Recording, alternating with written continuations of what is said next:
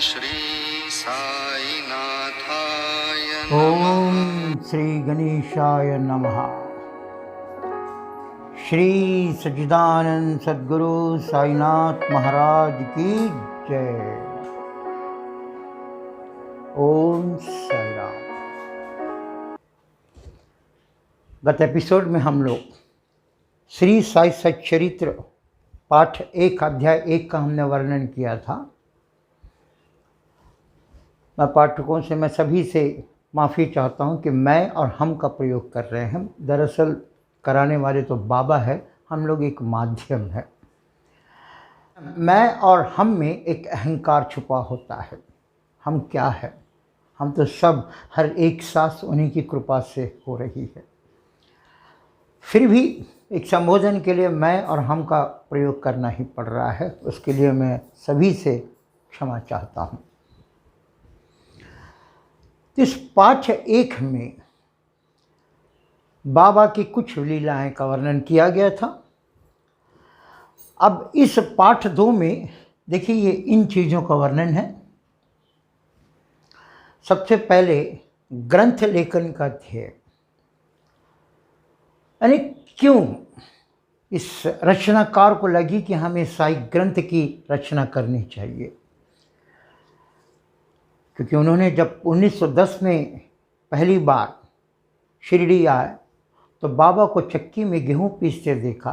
जब बाद में इनका कारण पता चला तो शिरडी जिस तरह आज हम लोग एक कोरोना के महामारी से झुलस रहे हैं, उसी तरह आज से 100 साल पहले हैजा विसूचिका से लोग झुलस रहे थे। बाबा ने कहा, इस आटे को शिरडी के चारों ओर फेंक कर आओ, फिर देखना कोई विसूचिका, कोई हैजा हमारे शिरडी में प्रवेश नहीं करेगी। और वैसा ही हुआ। उसके बाद कहीं से भी, किसी भी कोने से कोई भी एक दुखद समाचार सुनने को नहीं मिली। तो हेमाड़ पंत जो इसके रचनाकार है, वे सोचने लगे कि आटा और विसूचिका में कोई भी मेडिकल टर्म या साइंटिफिक रिलेशन नहीं बैठता है। फिर भी आटे से इतनी बड़ी महामारी कैसे खत्म हो सकती है? और ये वही जान सकता है जो भगवान पर विश्वास करता है, क्योंकि ये लीलाओं से परे है, आम इंसान के सोच से परे है। सचमुच में हेमाड़ पंत जी को ये एक लीला ही लगी। ऐसी कई लीलाएं उन्होंने सुनी, कई भक्तों से उन्होंने सुनी। कई बड़े बड़े रोगों का रोग केवल छू करके ही उन्होंने निवारण कर दिया। एक ऊदी, जो हम कहते हैं राख, आज श्री साईनाथ महाराज की सबसे बड़ी महाप्रसादी होती है ऊदी। उस ऊदी से उन्होंने कितने ही रोगों को ठीक किया, कितने ही समस्याओं का हल किया। आज भी सभी साई भक्तों के लिए एक ऊदी एक ऐसी चीज़ है जो एक बार माथे पे लगा दे तो हमारा सारा दुर्भाग्य सौभाग्य में बदल जाता है। आज भी उस ऊदी में उतनी ही शक्ति है जो हमारे हर रोग का, हर समस्या का निवारण एक ऊदी से हो जाती है। अब ऐसे कई लीलाओं को देखकर हेमाड़ पंत जी ने सोचा कि ये बंद नहीं होनी चाहिए, इसे लिखकर हमें चारों ओर फैलाकर लोगों को इसका बारे में बताना चाहिए कि ऐसे भी एक पुरुष के रूप में महादेव, एक देव पुरुष ने इस शिरडी में 60 साल बिताए थे। यही सब उद्देश्य से उन्हें एक विचार आया कि मुझे एक काव्य रचना रचनी चाहिए। ये था हमारा पहला ग्रंथ लेखन का अध्याय। दूसरा, कार्य आरंभ में असमर्थता और साहस। सही में जब हम कुछ लिखते हैं तो हमें साहस की ज़रूरत होती है, क्योंकि हर एक छोटी छोटी बारीक से बारीकों को भी हमें पूरी तरह से समझना पड़ता है, तब जाके हम उसको एक लिपिबद्ध कर सकते हैं। और यहाँ तो हम एक साक्षात ईश्वर का वर्णन करने जा रहे हैं, ये कैसे हो पाएगा? हेमाड़ पंत जी ने स्वयं कहा कि मैं अपने दोस्त की जीवनी नहीं लिख सकता, मैं अपनी खुद के प्रकृति से पूरी तरह से परिचित नहीं हूँ जो मैं लिख सकूँ। और यहाँ मैं साक्षात ईश्वर का वर्णन कैसे कर सकता, क्योंकि वेद भी असमर्थ पाए गए हैं बड़े बड़े भगवानों का लीलाओं का गुणगान करने के लिए।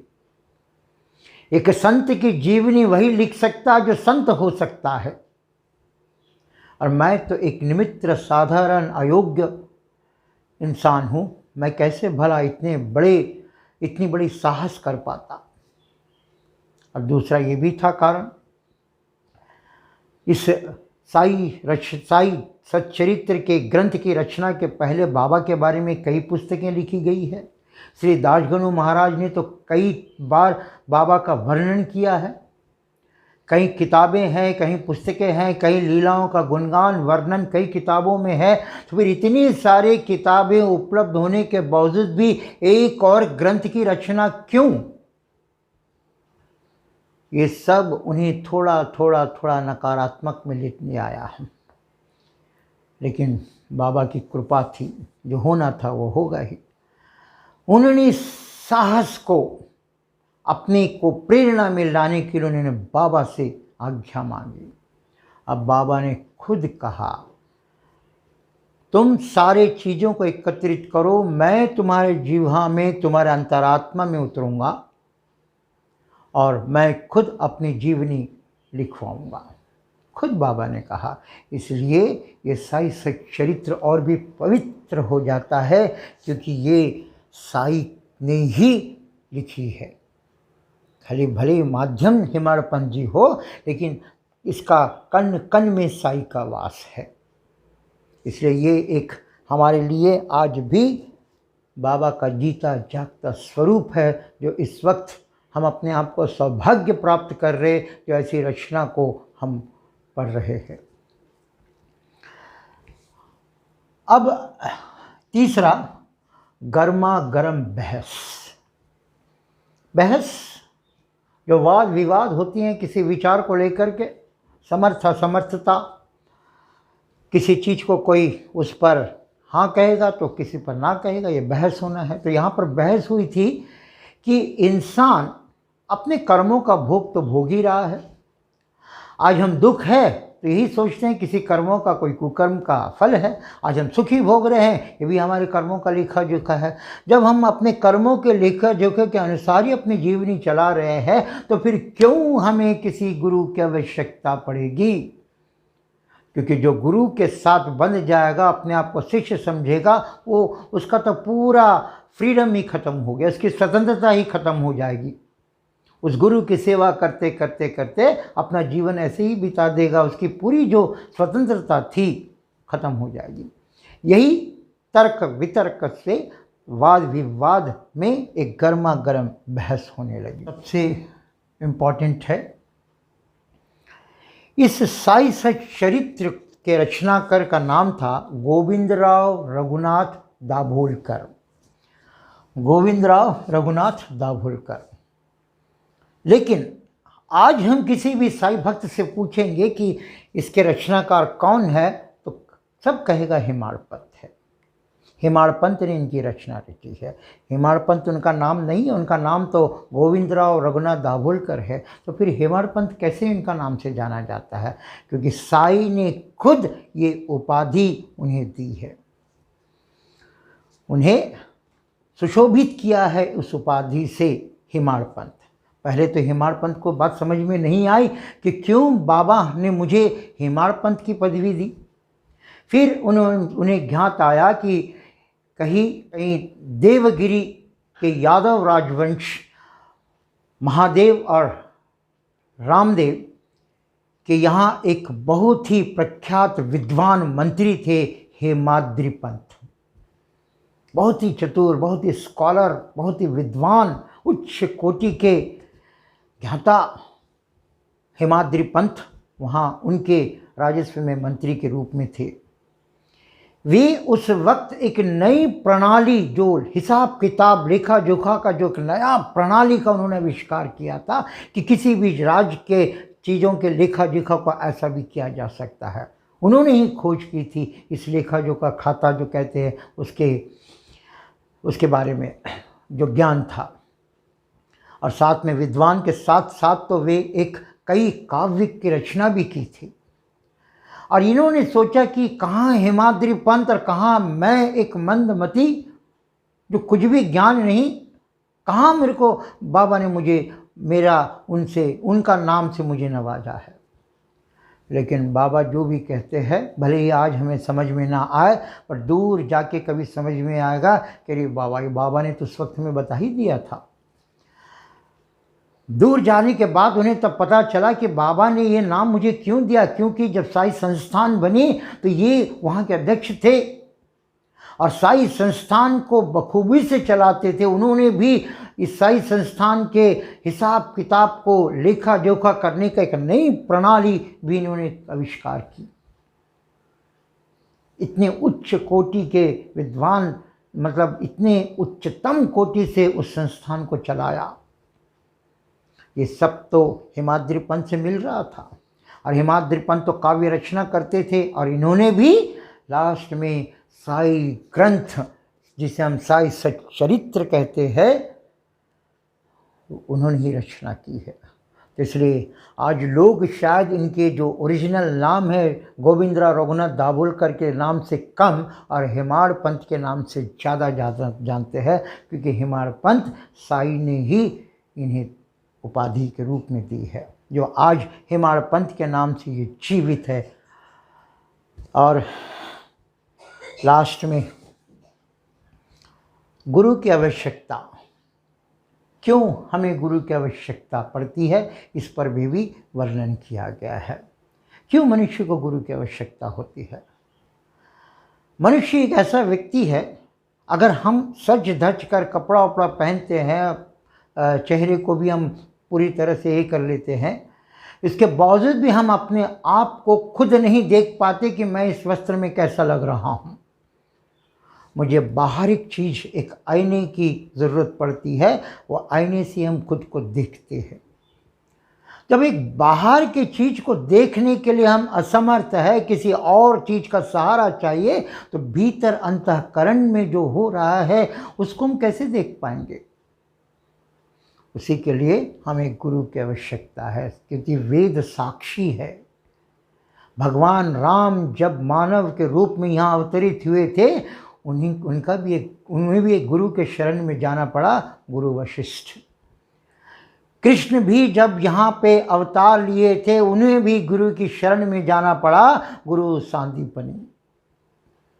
ऐसे महान भगवान को ही गुरु की आवश्यकता है, तो हम तो ठहरे एक साधारण मानव। तो आइए हम लोग, ये अध्याय 2 के बारे में है, इस अध्याय 2 का पठन करेंगे। और इस अध्याय 2 के पठन के पहले मैं अभी के जो शिरडी का जो माहौल है उसको थोड़ा सा मैं आपको दिखाना चाहूँ, तक इस वक्त शिरडी कैसे लग रही है।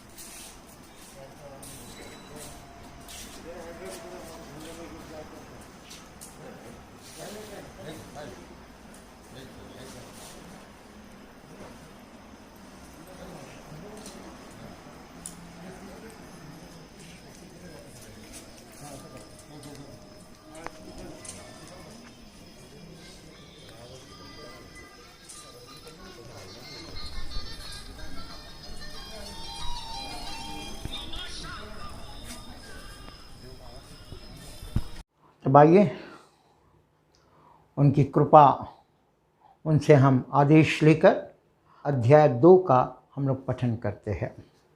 आप सभी से मेरी नम्र नम्र नम्र करबद्ध प्रार्थना है कि कृपया श्रवण भी करें और जो आ रहा है लिपिबद्ध उसका वाचन भी करें, क्योंकि बाबा ने 9 विधा भक्ति में सबसे उच्च कोटि की भक्ति बताई थी श्रवण करना, और दूसरी भक्ति होती है उसको बोलना, वाचना।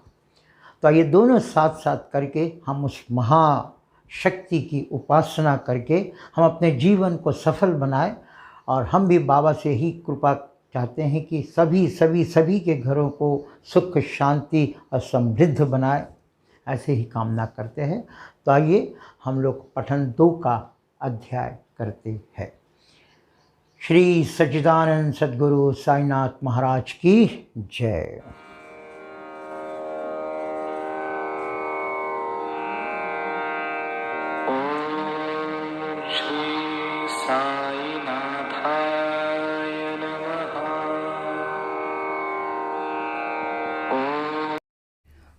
ओम साई राम। अध्याय 2। गत अध्याय में ग्रंथकार ने अपने मौलिक ग्रंथ श्री साई सच्चरित्र मराठी भाषा में उन कारणों पर प्रकाश डाला था जिनके द्वारा उन्हें ग्रंथ रचना के कार्य को आरंभ करने की प्रेरणा मिली। अब वे ग्रंथ पठन के योग्य अधिकारियों तथा अन्य विषयों पर इस अध्याय में विवेचन करते हैं। ग्रंथ लेखन का हेतु। किस प्रकार विसूचिका हैजा के रोग के प्रकोप को आटा पिसवाकर तथा उसको ग्राम के बाहर फिकवाकर रोका तथा उसका उन्मूलन किया, बाबा की इस लीला का प्रथम अध्याय में वर्णन किया जा चुका है। मैंने और भी लीलाएं सुनी जिनसे मेरे हृदय को अति आनंद हुआ, और यही आनंद का स्रोत काव्य कविता रूप में प्रकट हुआ। मैंने यह भी सोचा कि इन महान आश्चर्य युक्त लीलाओं का वर्णन बाबा के भक्तों के लिए मनोरंजक एवं शिक्षाप्रद सिद्ध होगा तथा उनके पाप समूल नष्ट हो जाएंगे। इसलिए मैंने बाबा के पवित्र गाथा और मधुर उपदेशों का लेखन आरंभ कर दिया। श्री साई की जीवनी न तो उलझन पूर्ण है और न संकीर्ण है, वरन सत्य और आध्यात्मिक मार्ग का वास्तविक दिग्दर्शन कराती है। कार्य आरंभ करने में असमर्थता और साहस। श्री हेमाड़ पंत को यह विचार आया कि मैं इस कार्य के लिए उपयुक्त पात्र नहीं हूं। मैं तो अपने परम मित्र की जीवनी से भी भली भांति परिचित नहीं हूं और ना ही अपनी प्रकृति से। तब फिर मुझ सरीखा मूढ़मती भला एक महान संत पुरुष की जीवनी लिखने का दुस्साहस कैसे कर सकता है। अवतारों की प्रकृति के वर्णन में वेद भी अपनी असमर्थता प्रकट करते हैं। किसी संत का चरित्र समझने के लिए स्वयं को पहले संत होना नितांत आवश्यक है। फिर मैं तो उनका गुणगान करने के सर्वथा अयोग्य में ही हूं। संत की जीवनी लिखना एक महान कठिन कार्य है, जिसकी तुलना में सातों समुद्र की गहराई नापना और आकाश को वस्त्र में ढकना भी सहज है। यह मुझे भली भांति ज्ञात था कि इस कार्य का आरंभ करने के लिए महान साहस की आवश्यकता है और कहीं ऐसा ना हो कि चार लोगों के समक्ष हास्य का पात्र बनना पड़े। इसलिए श्री साईं बाबा की कृपा प्राप्त करने के लिए मैं ईश्वर से प्रार्थना करने लगा। महाराष्ट्र के संत श्री ज्ञानेश्वर महाराज के कथन है कि संत चरित्र के रचयिता से परमात्मा अति प्रसन्न होता है। तुलसीदास जी ने भी कहा है कि साधु चरित्र शुभ सरिस कुपासु, नीरस विशद गुणमय फल जासु, जो सही दुख पर छिद्र दुरावा, वंदनीय जेहि जग जस पावा। तुलसीदास जी ने भी कहा है कि साधु चरित्र शुभ सरिस कपासु, नीरस विशद गुणमय फल जासु, जो सही दुख पर छिद्र दुरावा, वंदनीय जेहि जग जस पावा। भक्तों को भी संतों की सेवा करने की इच्छा बनी रहती है। संतों की कार्य पूर्ण करा लेने की प्रणाली भी विचित्र ही है। यथार्थ प्रेरणा तो संत ही किया करते हैं, भक्त तो निमित्त मात्र है, या कहिए कि कार्य पूर्ति के लिए एक यंत्र मात्र है। उदाहरणार्थ शक संवत 1700 में कवि महपति को संत चरित्र लेखन की प्रेरणा हुई। संतों ने अंत प्रेरणा की और कार्य पूर्ण हो गया।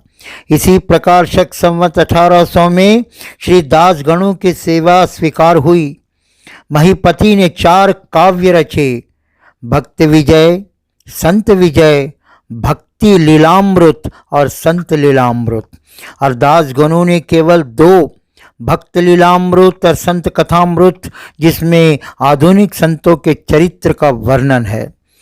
भक्त लीलामृत के अध्याय 31, 32 और 33 तथा संत कथामृत के 57वें अध्याय में श्री साईं बाबा की मधुर जीवनी तथा अमूल्य उपदेशों का वर्णन सुंदर एवं रोचक ढंग से किया गया है। पाठकों से इनके पठन का अनुरोध है। इसी प्रकार श्री साईं बाबा की अद्भुत लीलाओं का वर्णन एक बहुत सुंदर छोटी सी पुस्तिका श्री साईं बाबा भजनमाला में किया गया है। इसकी रचना बांद्रा की श्रीमती सावित्री बाई रघुनाथ तेंदुलकर ने की है। श्री दासगणु महाराज ने भी श्री साईं बाबा पर कई मधुर कविताओं की रचना की है। एक और भक्त अमीदास भवानी मेहता ने भी बाबा की कथाओं को गुजराती में प्रकाशित किया है। साई प्रभा नामक पत्रिका में भी कुछ लीलाएं शिरडी के दक्षिणा भिक्षा संस्थान द्वारा प्रकाशित की गई है। अब प्रश्न ये उठता है कि जब श्री साईनाथ महाराज के जीवन पर प्रकाश डालने वाला इतना साहित्य उपलब्ध है, फिर और एक ग्रंथ साई सच्चरित रचने की आवश्यकता ही कहाँ पैदा होती है? इसका उत्तर केवल यही है कि श्री साई बाबा की जीवनी सागर के सदृश अगाध, विस्तृत और अथाह है। यदि उसमें गहरे गोते लगाए जाए तो ज्ञान और भक्ति रूपी अमूल्य रत्नों की सहज ही प्राप्ति हो सकती है, जिनसे मुमुक्षुओं को बहुत लाभ होगा। श्री साई बाबा की जीवनी, उनके दृष्टांत एवं उपदेश महान आश्चर्य से परिपूर्ण है। दुख और दुर्भाग्यग्रस्त मानवों को इनसे शांति और सुख प्राप्त होगा तथा लोक व परलोक में निश्रेयस की प्राप्ति होगी। यदि श्री साई बाबा के उपदेशों का, जो वैदिक शिक्षा के समान ही मनोरंजक और शिक्षाप्रद है, ध्यान पूर्वक श्रवण एवं मनन किया जाए तो भक्तों को अपने मनोवांछित फल की प्राप्ति हो जाएगी, अर्थात ब्रह्म से अभिन्नता, अष्टांग योग की सिद्धि और समाधि, आनंद आदि की प्राप्ति सरलता से हो जाएगी। यही सोचकर ही मैंने चरित्र की कथाओं को संकलित करना आरंभ कर दिया। साथ ही यह विचार भी आया कि मेरे लिए उत्तम साधना भी केवल यही है जो भोले भाले प्राणी श्री साई बाबा के दर्शनों से अपने नेत्र सफल करने के सौभाग्य से वंचित रहे हैं, उन्हें यह चरित्र अति आनंददायक प्रतीत होगा। अतः मैंने श्री साई बाबा के उपदेश और दृष्टांतों की खोज आरंभ कर दी, जो कि उनके असीम सहज प्राप्त आत्मानुभूतियों का निचोड़ था। मुझे बाबा ने प्रेरणा दी और मैंने भी अपनी अहंकार उनके श्री चरणों पर न्यौछावर कर दिया। मैंने सोचा कि अब मेरा पथ अति सुगम हो गया है और बाबा मुझे इहलोक और परलोक में सुखी बना देंगे। मैं स्वयं बाबा की आज्ञा प्राप्त करने का साहस नहीं कर सकता था, अतः मैंने श्री माधवराव उपनाम श्यामा से, जो कि बाबा के अंतरंग भक्त में से थे, इस हेतु प्रार्थना की। उन्होंने इस कार्य के निमित्त श्री साई बाबा से विनम्र शब्दों में इस प्रकार प्रार्थना की कि यह अन्ना साहेब आपकी जीवनी लिखने के लिए अति उत्सुक है, परंतु आप कृपया ऐसा न कहना कि यह मैं तो एक फकीर हूँ तथा मेरी जीवनी लिखने की आवश्यकता ही क्या है। आपकी केवल कृपा और अनुमति से ही ये लिख सकेंगे, अथवा आपके श्री चरणों का पुण्य प्रताप ही इस कार्य को सफल बना देगा। आपकी अनुमति तथा आशीर्वाद के अभाव में कोई भी कार्य यशस्वी नहीं हो सकता। यह प्रार्थना सुनकर बाबा को दया आ गई। उन्होंने आश्वासन और उदी देकर अपना वरद हस्त मेरे मस्तक पर रखा और कहने लगे कि इन्हें जीवनी और दृष्टांतों को एकत्रित कर लिपिबद्ध करने दो, मैं इनकी सहायता करूंगा। मैं स्वयं ही अपनी जीवनी लिखकर भक्तों की इच्छा पूर्ण करूंगा, परंतु इनको अपना अहम त्याग कर मेरी शरण में आना चाहिए। जो अपने जीवन में इस प्रकार आचरण करता है, उसकी मैं आध्यात्मिक सहायता करता हूँ। मेरी जीवन कथाओं की बात तो हज है, मैं तो इन्हें घर बैठे ही अनेक प्रकार से सहायता पहुँचाता हूँ। जब इनका अहम पूर्णतः नष्ट हो जाएगा और खोजने पर लेश मात्र भी ना मिलेगा, तब मैं इनके अंतःकरण में प्रकट होकर स्वयं ही अपनी जीवनी लिखूंगा। मेरे चरित्र और उपदेशों के श्रवण मात्र से ही भक्तों के हृदय में श्रद्धा जागृत होकर सरलता पूर्वक आत्मानुभूति एवं परमानंद की प्राप्ति हो जाएगी। ग्रंथ में अपने मत का प्रतिपादन और दूसरे का खंडन तथा अन्य किसी विषयों के पक्ष या विपक्ष में व्यर्थ ही वाद विवाद की कुचेष्टा नहीं होनी चाहिए। अर्थपूर्ण उपाधि हेमाड़पंत। वाद विवाद शब्द से हमको स्मरण हो आया कि मैंने पाठकों को वचन दिया है कि हेमाड़पंत उपाधि किस प्रकार प्राप्त हुई, इसका वर्णन करूंगा। अब मैं उसका वर्णन करता हूं। श्री काका साहेब दीक्षित व नाना साहेब चंदोरकर मेरे अति घनिष्ठ मित्रों में से थे। उन्होंने मुझसे शिरडी जाकर श्री साईं बाबा के दर्शन का लाभ उठाने का अनुरोध किया। मैंने उन्हें वचन दिया, परंतु कुछ बाधा आ जाने के कारण मेरी शिरडी यात्रा स्थगित हो गई। मेरे घनिष्ठ मित्र का पुत्र लोनावला में रोगग्रस्त हो गया था। उन्होंने सभी संभव आदि भौतिक और आध्यात्मिक उपचार किए, परंतु सभी प्रयत्न निष्फल हुए और ज्वर किसी प्रकार भी कम न हुआ। अंत में उन्होंने अपने गुरुदेव को उसके सिरहाने ज्वर बिछलाया, परंतु परिणेश पूर्वतः ही हुआ। यह घटना देखकर मुझे विचार आया कि जब गुरु एक बालक के प्राणों की भी रक्षा करने में असमर्थ है, तब उनकी उपयोगिता ही क्या है, और जब उनमें कोई सामर्थ्य ही नहीं, तब फिर शिरडी जाने से क्या प्रयोजन। ऐसा सोचकर मैंने अपनी यात्रा स्थगित कर दी। परंतु जो होनहार है वह तो होकर ही रहेगा, और वह इस प्रकार हुआ। प्रांताधिकारी नाना साहेब चंदोरकर बसोई के दौरे पर जा रहे थे। वे ठाणा से दादर पहुंचे तथा बसई जाने वाली गाड़ी की प्रतीक्षा कर रहे थे। उसी समय बांद्रा लोकल आ पहुंची, जिसमें बैठकर मैं बांद्रा पहुंचे तथा शिरडी यात्रा स्थगित करने के लिए मुझे आड़े हाथों लिया। नाने साहब का तर्क मुझे उचित तथा सुखदायी प्रतीत हुआ, और इसके फलस्वरूप मैंने उसी रात्रि शिरडी जाने का निश्चय किया और सामान बांधकर शिरडी को प्रस्थान कर दिया। मैंने सीधे दादर जाकर वहां से मनमाड़ की गाड़ी पकड़ने का कार्यक्रम बनाया। इस निश्चय के अनुसार मैंने दादर जाने वाली गाड़ी के डिब्बे में प्रवेश किया। गाड़ी छूटने ही वाली थी कि इतने में एक यवन मेरे डिब्बे में आया और मेरा सामान देखकर मुझसे मेरा गंतव्य स्थान पूछने लगा। मैंने अपना कार्यक्रम उसे बतला दिया। उसने मुझसे कहा कि मनमाड़ की गाड़ी दादर पर खड़ी नहीं होती, इसलिए सीधे बोरी बंदर से होकर जाओ।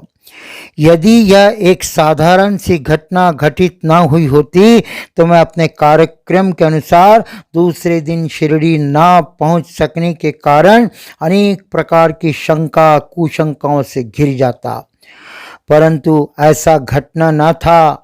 भाग्य ने साथ दिया और दूसरे दिन 10 बजे के पूर्व ही मैं शिरडी पहुंच गया। और सन 1910 की बात है, जब प्रवासी भक्तों के ठहरने के लिए साठेवाड़ा ही एकमात्र स्थान था। तांगे से उतरने पर मैं साईं बाबा के दर्शन के लिए बड़ा ललायित था। उसी समय भक्त प्रवर श्री तात्या साहब नूलकर मस्जिद से लौटे ही थे। उन्होंने बतलाया कि इस समय श्री साईं बाबा मस्जिद की मोड़ पर ही है, अभी केवल उनका प्रारंभिक दर्शन ही कर लो और फिर स्नान आदि से निवृत्त होने के पश्चात सुविधा से भेंट करने जाना। यह सुनते ही मैं दौड़ कर गया और बाबा की चरण वंदना की। मेरी प्रसन्नता का पारावर न रहा। मुझे क्या नहीं मिल गया था, मेरा शरीर उल्लसित हो गया। मैं क्षुधा और तृषा की सुधि जाती रही। जिस क्षण से उन्हें भव विनारक्षक चरणों का स्पर्श प्राप्त हुआ, मेरे जीवन के दर्शनार्थ प्रेरणाक प्रोत्साहन और सहायता पहुंचाई। उनके प्रति मेरा हृदय बारंबार कृतज्ञता अनुभव करने लगा। मैं उनका सदैव के लिए ऋणी हो गया। उनका ये उपकार मैं कभी भूल न सकूंगा। यथार्थ में वे ही मेरे कुटुंबी है और उनके ऋण से मैं कभी भी मुक्त न हो सकूंगा। मैं सदा उनका स्मरण कर उन्हें मानसिक प्रणाम किया करता था। जैसे कि मेरा अनुभव में आया कि साईं के दर्शन में ही ये विशेषता है कि विचार परिवर्तन तथा पिछले कर्मों का प्रभाव शीघ्र मंद पड़ने लगता है और शनै शनै अनासक्ति और सांसारिक भोगों से वैराग्य बढ़ता जाता है। केवल गत जन्मों के अनेक शुभ संस्कार एकत्रित होने पर ही ऐसा दर्शन प्राप्त होना सुलभ हो सकता है। पाठकों, मैं आपसे शपथ पूर्वक कहता हूँ कि यदि आप श्री साईं बाबा को एक दृष्टि भरकर देख लेंगे तो आपको संपूर्ण विश्व ही साईंमय दिखलाई पड़ेगा। गर्मा गर्म बहस। शिरडी पहुंचने के प्रथम दिन ही बाला साहेब तथा मेरे बीच गुरु की आवश्यकता पर वाद विवाद छिड़ गया। मेरा मत था कि स्वतंत्रता त्याग कर पराधीन क्यों होना चाहिए तथा जब कर्म करना ही पड़ता है तब गुरु की आवश्यकता ही कहाँ रही है। प्रत्येक को पूर्ण प्रयत्न कर स्वयं को आगे बढ़ाना चाहिए। गुरु शिष्य के लिए करता ही क्या है, वह तो सुख से निद्रा का आनंद लेता है। इस प्रकार मैंने स्वतंत्रता का पक्ष लिया और बाला साहेब ने प्रारब्ध का। उन्होंने कहा कि जो विधि लिखित है वह घटित होकर रहेगा। इसमें उच्च कोटि के महापुरुष भी असफल हो गए हैं। कहावत है, मेरे मन कछु और है, धाता के कुछ और। फिर परामर्श युक्त शब्दों में बोले, भाई साहब, यह मेरी निरी विद्वता छोड़ दो। यह अहंकार तुम्हारी कुछ भी सहायता न कर सकेगा। इस प्रकार दोनों पक्षों के खंडन मंडन में लगभग एक घंटा व्यतीत हो गया और सदैव की भांति कोई निष्कर्ष न निकल सका। इसलिए तंग और विवश होकर विवाद स्थगित करना पड़ा। इसका परिणाम ये हुआ कि मेरी मानसिक शांति भंग हो गई तथा मुझे अनुभव हुआ कि जब तक घोर दैहिक बुद्धि और अहंकार न हो तब तक विवाद संभव नहीं। वस्तुतः यह अहंकार ही विवाद की जड़ है। जब अन्य लोगों के साथ मैं मस्जिद गया तब बाबा ने काका साहेब को संबोधित कर प्रश्न किया कि साठेवाड़े में क्या चल रहा है, किस विषय में विवाद था। फिर मेरी ओर दृष्टिपात कर बोले कि इन हेमाड़ पंत ने क्या कहा। ये शब्द सुनकर मुझे अधिक अचंभा हुआ। साठेवाड़ा और मस्जिद में पर्याप्त अंतर था। सर्वज्ञ या अंतर्यामी हुए बिना बाबा को विवाद का ज्ञान कैसे हो सकता था। मैं सोचने लगा कि बाबा हेमाड़ पंत के नाम से मुझे क्यों संबोधित करते हैं। ये शब्द तो हेमाद्रि पंत का अपभ्रंश है।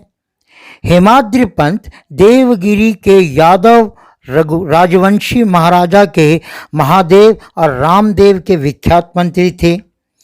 वे उच्च कोटि के विद्वान, उत्तम प्रकृति के और चतुर्वर्ग चिंतामणि, जिसमें आध्यात्मिक विषयों का विवेचन है, और राज प्रशस्ति जैसे उत्तम काव्यों में रचयिता थे। उन्होंने ही हिसाब किताब रखने की नवीन प्रणाली को जन्म दिया था और कहा, मैं इसके विपरीत एक अज्ञानी, मूर्ख और मंदमती हूँ। अतः मेरी समझ में यह न आ सका कि मुझे इस विषय में उपाधि से विभूषित करने का क्या तात्पर्य है। गहन विचार करने पर मैं इस निष्कर्ष पर पहुंचा कि कहीं मेरे अहंकार को चूर करने के लिए ही तो बाबा ने इस अस्त्र का प्रयोग नहीं किया है, ताकि मैं भविष्य में सदैव के लिए निरअभिमानी एवं विनम्र हो जाऊं। अथवा कहीं यह मेरी वाक् चातुर्य के उपलक्ष्य में मेरी प्रसन्नता तो नहीं है। भविष्य पर दृष्टिपात करने से प्रतीत होता है कि बाबा के द्वारा हेमाड़ पंत की उपाधि से विभूषित करना कितना अर्थपूर्ण और भविष्य गोचर था। सर्वविदित है कि कालांतर में दाभोलकर ने श्री साईं बाबा संस्थान का प्रबंध कितने सुचारू एवं विविधतापूर्ण ढंग से किया गया था। हिसाब किताब आदि कितने उत्तम प्रकार से रखे तथा साथ ही साथ महाकाव्य साई सच्चरित्र की रचना भी की। इस ग्रंथ में महत्वपूर्ण और आध्यात्मिक विषयों जैसे ज्ञान, भक्ति, वैराग्य, शरणागति एवं आत्मनिवेदन आदि का समावेश है। गुरु की आवश्यकता। इस विषय में बाबा ने क्या उद्गार प्रकट किए, इस पर हेमाड़ पंथ द्वारा लिखित कोई लेख या स्मृति पत्र प्राप्त नहीं है, परंतु काका साहब दीक्षित ने इस विषय पर उनके लेख प्रकाशित किए हैं। बाबा से भेंट करने के दूसरे दिन हेमाड़ पंथ और काका साहब ने मस्जिद में जाकर गृह लौटने की अनुमति मांगी। बाबा ने स्वीकृति दे दी। किसी ने प्रश्न किया, बाबा कहाँ जाए? उत्तर मिला, ऊपर जाओ। प्रश्न, कैसा मार्ग है? बाबा, अनेक पंथ है, यहाँ से भी एक मार्ग है, परंतु यह मार्ग दुर्गम है तथा सिंह और भेड़ियां भी मिलते हैं। का कैसा है? यदि पथ प्रदर्शक भी साथ हो तो? बाबा, तब कोई कष्ट न होगा। मार्ग प्रदर्शक तुम्हारी सिंह और भेड़ियों और खंदकों से रक्षा कर तुम्हें सीधे निर्दिष्ट स्थान पर पहुंचा देगा, परंतु उसके अभाव में जंगल में मार्ग भूलने या गड्ढे में गिर जाने की संभावना है। दाभोलकर भी उपयुक्त प्रसंग के अवसर पर यहाँ उपस्थित थे। उन्होंने सोचा कि जो कुछ बाबा कह रहे हैं वह गुरु की आवश्यकता क्यों है, इस प्रश्न का उत्तर है। साई लीला भाग 1 संख्या 5 व पृष्ठ 43 के अनुसार उन्होंने सदा के लिए मन में यह गांठ बांध ली कि अब कभी इस विषय पर वाद विवाद नहीं करेंगे कि स्वतंत्र या परतंत्र व्यक्ति आध्यात्मिक विषयों के लिए कैसा सिद्ध होगा। प्रत्युत इसके विपरीत यथार्थ में परमार्थ लाभ केवल गुरु के उपदेश में किया गया है, जिसमें लिखा है कि राम और कृष्ण महान अवतारी होते हुए भी आत्मानुभूति के लिए राम को अपने गुरु वशिष्ठ और कृष्ण को अपने गुरु सांदीपनि की शरण में जाना पड़ा था। इस मार्ग में उन्नति प्राप्त करने के लिए केवल श्रद्धा और धैर्य ये ही 2 गुण सहायक है। श्री सद्गुरु साईनाथ अर्पणमस्तु। ओम साई राम।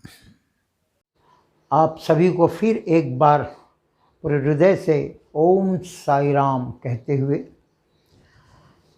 फिर इसके बाद तीसरा अध्याय होगा। तब तक के लिए हमें आज्ञा दे।